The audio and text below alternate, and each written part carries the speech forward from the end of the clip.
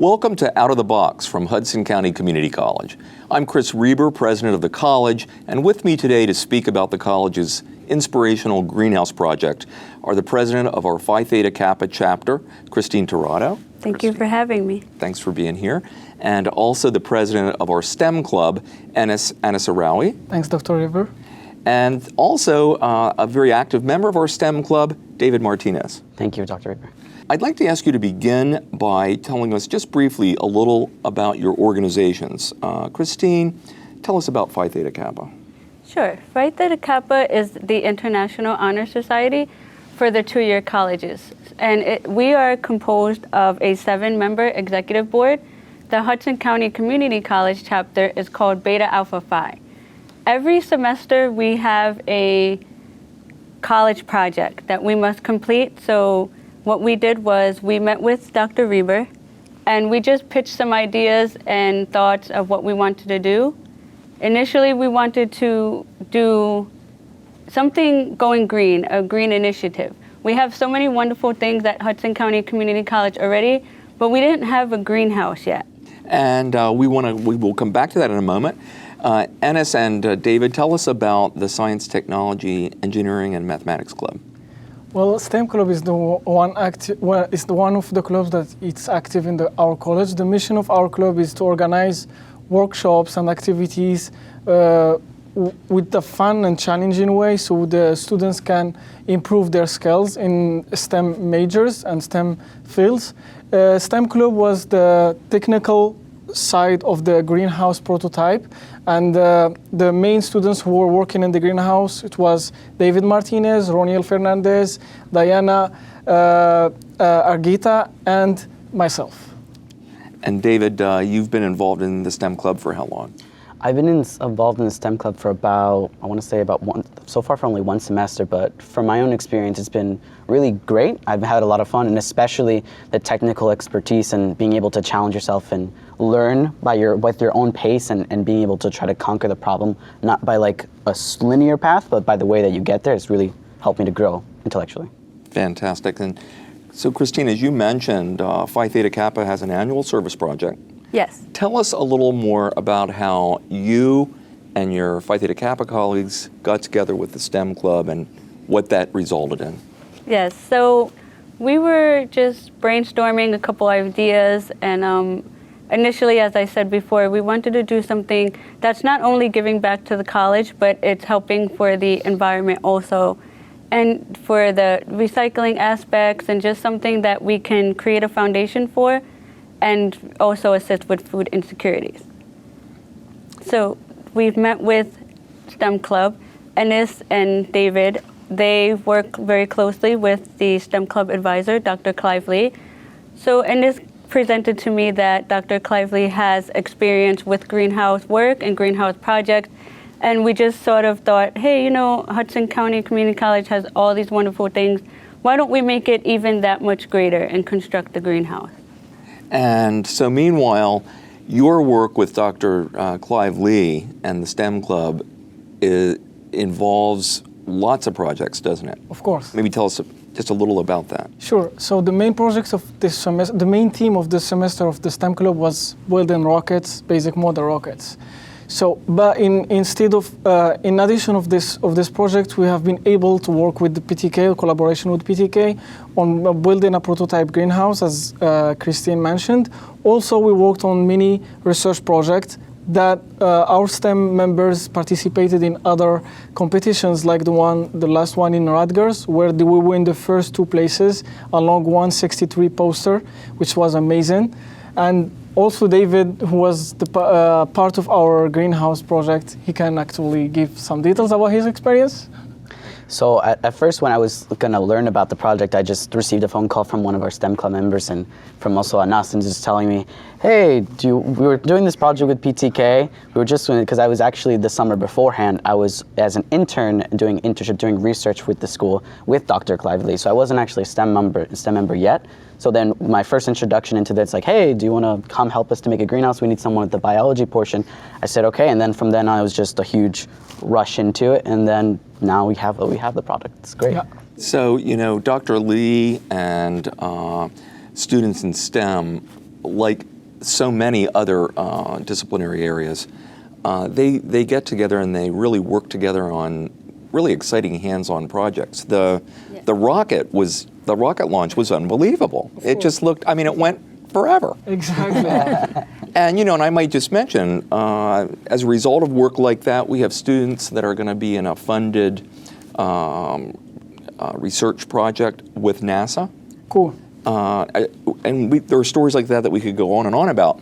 But meanwhile, both of these inspirational student organizations with their members and their advisors, Ted Lai in the case of Phi Theta Kappa, came together. Tell us a little bit about the Aquaponic project. So our and what this is. Okay, sure. So the prototype greenhouse is an aquaponic system that uses water fish to nurture the scallions. Along the scallions, we have the prototype greenhouse contains 2 bins of mushroom logs, and each bin contains a robotic watering system. And all of that we build it from scratch using the sources of our college.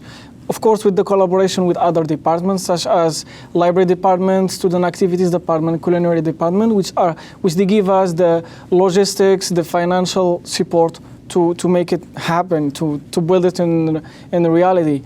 For the portion about what's in front of me, because the team who worked behind in the technical side of the greenhouse, they were 5 main students. I was the one. Myself and Talal, we were in charge of the mechanical and robotic part. David was in charge of the biological part, so he was the one who was taking care of the mushroom logs. Yeah. So, and I think we're going to actually show you some slides of this, but there's essentially an aquarium, a water tank with goldfish in it. Yes. Yes. And what happens? What's the role of the goldfish? So the goldfish serve to fertilize the scallions. So as the goldfish produce waste, it gets redistributed back into the scallions, and the roots of the scallions also serve to feed the goldfish. So the goldfish are inspiring the growth of scallions on the top, and then what's happening below? Below, the mushrooms are composed into dark bins because the mushrooms initially need to grow in dark places. And there's also a robotics watering system that periodically waters the mushrooms to grow. And so what happens with these mushrooms and scallions? So for the mushrooms, the main purpose of growing the mushrooms is to expand on the food pantry by assisting students on getting healthier options like mushrooms. So our objective is to supply 5 pounds, average of 5 pounds of mushroom every 10 days for the food pantry. And how about the scallions? The scallions, we get actually, when we did a brainstorm with the culinary faculty in the summer, and they asked us to grow, because our first idea was to grow basil, but they preferred the scallions, because they used the scallions. So you're growing food in this really innovative way that is going to be consumed. I mean, the food's also used, I think, by the students in our culinary arts program. Mm-hmm. Yes. And by our partner Flick, that is our catering operation. And then the real grand vision is all of this will provide food for those in need who are food pantries. Yes. Yes. Which to date have served thousands of students. Yes. Yes. And we're actually looking forward and to expand it more and more and make a packing system for the mushrooms so we can refrigerate it and then give it to the food pantry to stay there for a long time. And David, where do you envision this contraption actually being located permanently, if we know? I know for what we have planned right now, since this is the prototype, this isn't what we have that's going to be for the longevity, because it's not, we need to still bring it up to scale and still reach up some problems so that we can provide much more than what we currently would like to bring. But as far as a permanent facility, I believe that's still in negotiations. We're still trying to figure out where we could have it. But once we do, I think this operation could be very successful. So it's essentially a greenhouse. We're calling it a greenhouse? Yes. Yes. And eventually it could be in a number of places, right? Mm-hmm. Yes. Do you have a vision for the expansion of this? I would like to see it. I mean, it's a small structure right now, but our ultimate hope and our ultimate goals is to create it into something bigger something that future students, after we leave Hudson County, we can leave it for them to expand upon, to grow upon. I personally would like to see it in our new student center. This way, it's highly populated areas, and it gives new incoming students an idea to witness the project, explore the project, and just be interested in hopefully either expanding on it or creating something of their own.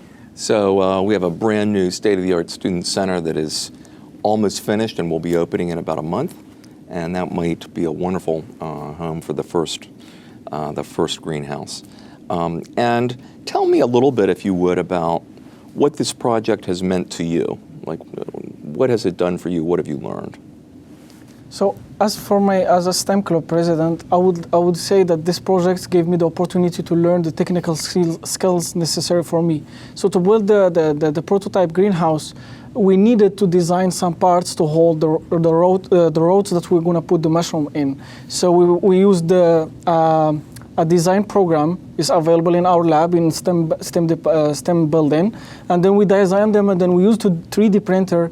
We print them. So yeah. So actually, I'm happy that we've been able to build it and maintain it from scratch. That's the point. It has actually two major purposes. The first one, as I mentioned before, and as Christine and David mentioned, so we're gonna help the food pantry to get more healthier, fresh options like mushrooms. And the second one, which is more important for STEM students, is educational purpose, which is learning how to use the machines that we have at the STEM department, and also use the programs, use the knowledge of the faculties like Dr. Clive Lee. Under his guidance, the project was very amazing and easy.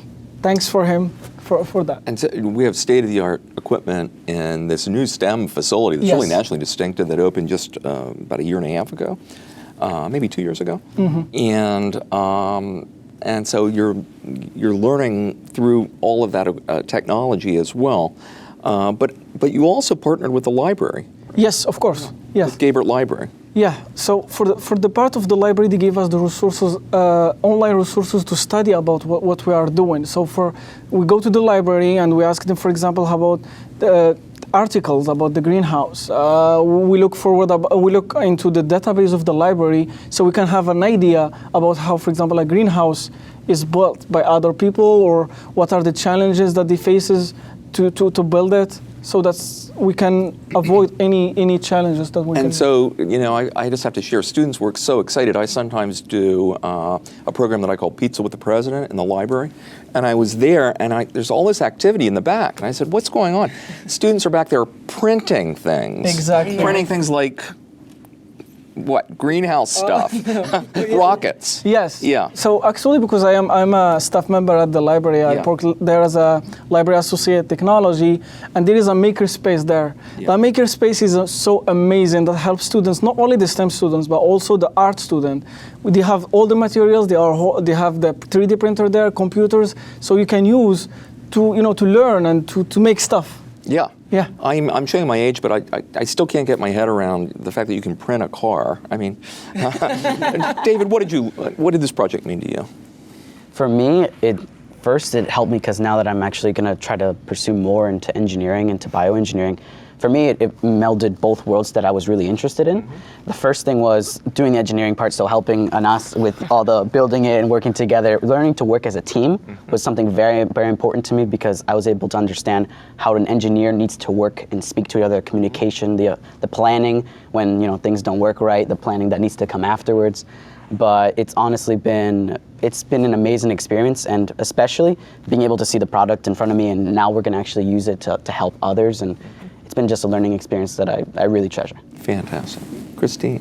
To me, this project means inspiration and teamwork, because going into this project, we weren't in the least knowledgeable on how to build a greenhouse. We didn't have firsthand experience, and just, we ultimately wanted to target that main goal in mind of assisting with food insecurity. Because I know I can speak for all of us, that was something that's very persistent that we wanted to target. It was very open-minded. We went in there with a goal in mind. I was able to collaborate with STEM Club. We went to the library. We learned so many countless new things, the mushroom farms, purchasing the materials. So it was just something that was engaging. Fantastic. Before we wrap up, can I just ask you briefly, tell us what you hope to do after Hudson County Community College? I hope to continue my education for nursing. I'd like to pursue a bachelor's in bioengineering and open a company, start, and then hopefully get my master's and my PhD. And then afterwards, probably hope to innovate and go into start other businesses and go into other markets. Fantastic. As for me, this semester I'm going to take a break. I'm going to take off, but not to take a break. So actually, I'm focusing on making a research project with me and myself and Dr. Clive Lee. We have been able to make a biodegradable material using coffee grounds as a starting ingredient, and I'm so excited that we are working now to work on publishing a scientific paper under the name of our college, because really the facility that we have at STEM is so amazing that allowed me to learn a lot of stuff, but I want to really make things and give it back to my community and college. Fantastic. And I just want to share, Anass spoke yesterday to a standing room only crowd of hundreds of faculty, staff, and students about his experience at Hudson County Community College, which could be the focus of another program. He emigrated here from his home country of Morocco, spoke no English, came here alone to the United States, and look where he's come. Look where all of the students have come. We have a way of ending this show. I like to always ask our participants to share with us one word that comes to mind immediately about your Hudson County Community College experience. Amazing. Amazing. A blessing.